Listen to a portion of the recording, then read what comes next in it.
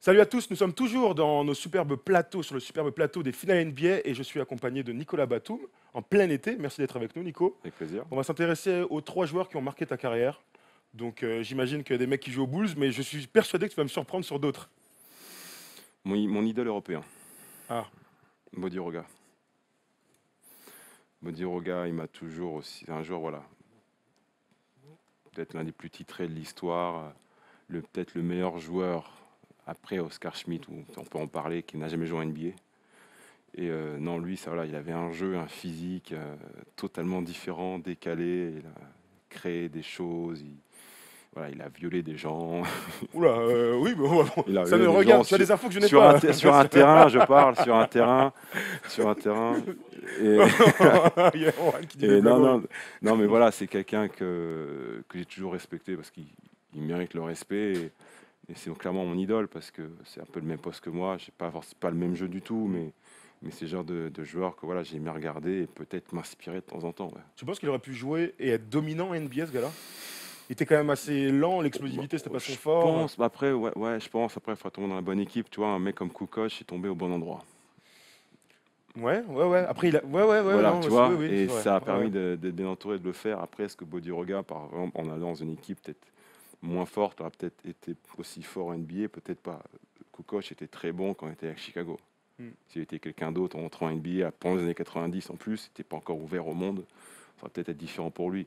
Mais je pense que ce mec-là était une bonne chose pour le basket en général, qu'il fasse toute sa carrière en Europe. C'est pas méchant ce que je Non, dis, non, mais bien je sûr. pense pour le plaisir des gens, ce mec-là devait rester et faire rêver les gens en allant dans les meilleurs clubs d'Europe. Ouais. Après, tu as l'impression quand même que tu as des mecs, et Nando, c'est le meilleur exemple. Moi, je suis persuadé que Nando pourrait jouer en NBA avec un Oui. rôle, mais au bout d'un moment, gagner des titres, gagner l'Euroleague dans des stades Mm. incroyables, Mm. tu vois, faire des stades, tu Mm. l'as dit, défoncer des mecs en Mm. face, des top players. Mm. Parce que je pense aussi à Jazik Vicius qui a tenté d'aller Il en a tenté, ouais. NBA, qui ça s'est pas très bien Mm. passé. Navarro n'est resté qu'un an en NBA. Il y a Mm. plein de top players européens qui ont tenté leur chance. Ils sont revenus rapidement, mais en fait, quitte à Mais, s'éclater, autant que ce soit en c'est Europe. sûr, parce qu'après, moi aussi, j'ai eu ce.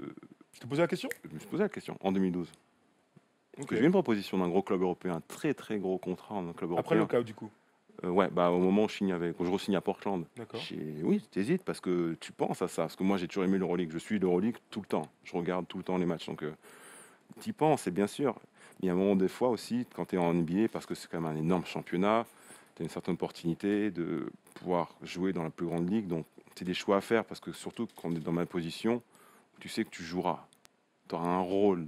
Des différents. Nando était quand même plutôt bloqué, que ce soit à San Antonio ou à Toronto. Donc c'était un bon choix aussi de rentrer en Europe. Il a clairement le niveau NBA. Il y a des mecs qui ne peuvent pas jouer en NBA, qui sont très très forts en Europe et qui ne vont pas pouvoir jouer en NBA. Nando a clairement le niveau pour les deux. C'est dingue que tu me dises que tu as hésité quand même, parce qu'on sait qu'il y a l'argent, évidemment, on va pas se mentir, c'est important, il y en a beaucoup plus sur NBA, mais aussi le cadre de vie. Tu vois, le cadre de vie, il est quand même très important, et aux États-Unis, c'est quand même, tu as la paix, quoi. Tu es peinard, Mm. comparé à l'Europe. Bon, Moscou, c'est un peu particulier, mais vivre en Turquie dans un Ouais. gros club, j'imagine que ça doit par moment être un peu compliqué. Oui, c'est différent, mais après, ça dépend si tu aimes le basket ou pas, et si ton jeu colle ou pas. Ouais. Il y a certains jeux qui collent pour la NBA et qui collent pas pour l'Euroleague et l'inverse. Il y en a qui sont très forts en Euroleague et qui ne pourront jamais mettre un pied en NBA parce que c'est différent. Moi, je pense que j'ai un jeu pour les deux. Je pense que j'ai montré quand j'ai joué par exemple à Nancy, je pense que je montrais que je pouvais jouer en Euroleague Ouais, par clairement, exemple, ou un peu quand j'étais au Mans, et que je montrais que je pouvais jouer en NBA aussi. Donc je sais que j'ai un jeu qui colle aux deux.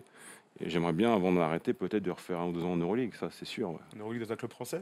Il J'espère. faudrait qu'ils reviennent en Euroleague d'abord. Ils vont revenir en Euroleague, je pense. Bah oui, vaudrait mieux pour, Ouais. pour un truc. Est-ce que, dernière question sur Bodiroga, tu as déjà placé en match sa spéciale? J'ai voulu, toi, t'y penses, mais t'oses pas. Moi, je l'ai déjà vu en vrai, hein.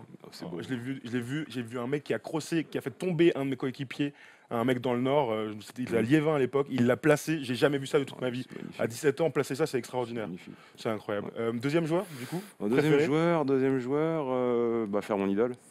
Faire mon idole, Scottie Pippen. Voilà, tout le monde est un peu au courant ce que je pense de lui. Mais ça a été le mec que j'ai découvert avant Jordan. Ça surprend les gens à chaque fois que je dis ça, mais j'ai découvert moi au JO d'Atlanta. C'est la première fois que j'ai vu un match de basket avec des Américains, de NBA. NBA, donc celui qui m'a plus marqué d'entrée, qui m'a fait flasher d'entrée. Et Coup de foudre. Quasiment, ouais, quasiment.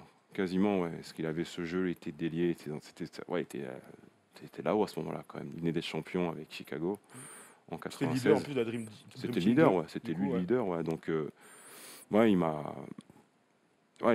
m'a fait rêver pendant des années jusqu'à la fin. Quand il était à Houston, à Portland, où ça m'a fait mal quand les Lakers s'est battu au Game 7. De toute Ce façon, fameux cross avec Kobe, sur là. Kobe, voilà, que Ouais, j'aurais aimé qu'il le fasse, que j'étais être le seul mec qui était contre les Lakers à ce moment-là, tu m'étonnes. qui était pour Portland. Je crois que personne au monde était comme ça à part moi. Donc, ouais, non, c'est quelqu'un qui m'a fait rêver. C'est quelqu'un que j'ai rencontré pour la première fois à 23 ans. J'étais en NBA et je tremblais comme un gosse en le voyant. On m'a demandé une photo, un autographe. Donc, Alors que lui, il connaissait déjà, bah, il me connaissait. j'imagine. Il m'appelle par mon prénom et tout. Il me fait good game et tout. Je fais, pour moi, C'est comme ça, signer des non, oreilles. mais j'étais pas bien. Du coup, Mm. vous avez à peu près le même physique, même poste, Mhm. gros défenseur. Du coup, j'imagine qu'il t'as essayé de le suivre, quoi. C'est une inspiration. Mm. C'est une inspiration. Ça, on a tous des idoles et une source d'inspiration. Et lui, c'en était une, clairement. Oula, j'en suis très très loin. Mais c'est quelqu'un que voilà, j'ai toujours un peu dans le même style de Bodiroga, que j'ai Il toujours. t'inspire. Voilà, il m'inspire, que je regarde encore maintenant, quoi. Du coup, dernière question par rapport à Scottie Pippen. Tu l'aurais battu à son prime en 1 contre 1? Battre le meilleur défenseur de l'histoire Ça se tente, poste hein? ailier, wow, tu peux en Regarde au placer. quiz, tu m'as battu. Pourtant, je suis le champion du Ouais, monde mais du quiz de l'histoire. j'étais assez confiant partant. Donc, Mais par contre, Pippen, non, t'es pas pas confiant. forcément, non. Ah ouais? Oh, peut-être en place 6, tester back à 3 Bah points. oui, oui, c'est mieux, hein. Mais il a Lui, fait. après, tu vois, toi aussi, t'es bon défenseur. Faut qu'il Ouais. marque. Il avait pas trop de tirs. C'est pas sa force principale. Ouh, Ah, c'est pas sa force principale, hein. à la Moi, base, non. si j'ai 1 euro à mettre, je préfère les mettre sur toi, hein, sur un tir ouvert à À 3 la points. base, non, mais il a le record sur un match de 3 points marqués en finale NBA, quoi. Ouais, t'es sûr? Avant que Ray Allen le batte. Ouais, Ray Allen. Bon, sinon, il y a Jojo, j'imagine, sur une première mi-temps. Ouais, mais il a Et mis puis, 7 sur tout le il a mis match. 7 sur une match. Ouais, peut-être. À vérifier. 97 contre 98 contre Utah, ouais. Ouais, ouais. La culture basket est au-dessus de la tienne. Donc, Je suis pas sûr, hein. J'ai besoin qu'on passe le brevet du basket rapidement avec oh tous les oui. copains. On va organiser ça un Vas-y, jour. On moi, va je veux inviter bien, ouais. Nico Batum. On va faire un Mm. espèce de truc avec des profs. On va faire une Mm. dictée basket et tout ça parce que je me fais disrespect depuis 3 mois depuis la dernière émission et je le vis un peu mal. Est-ce que tu as un dernier joueur à nous proposer? Un dernier joueur qui m'a marqué, ouais. Bah, peut-être le meilleur joueur avec qui j'ai joué. Ah, belle info, attention. J'ai joué avec Tony. Tony qui Mhm. est très très très très très très fort. Tony Parker. Ouais, avec Parker. Et Tony est deuxième. J'espère pas qu'il m'en voudra de dire ça. Mais Brandon Roy. Ah ouais, à ce point-là? Ouais. Parce qu'on sait que c'était un top player. On l'a senti très rapidement. Il s'est imposé en NBA. Les blessures, hein. Ouais. Voilà, il avait un physique qui pouvait plus tenir la NBA. C'est ses En genoux. NBA, mais bon, ses genoux, ouais. Il avait plus de cartilage dans les genoux. Ouais. Donc c'était genoux os contre os, quoi. Mais Qu'est-ce qui t'a semblé être... Pourquoi il était si fort que ça? c'est quand je suis arrivé en fait en 2008. C'était sa 3e saison. Il était All-Star dès sa 2e année en NBA. Donc et j'arrive et c'est la classe du mec. C'est la classe, c'est le talent, tout était naturel.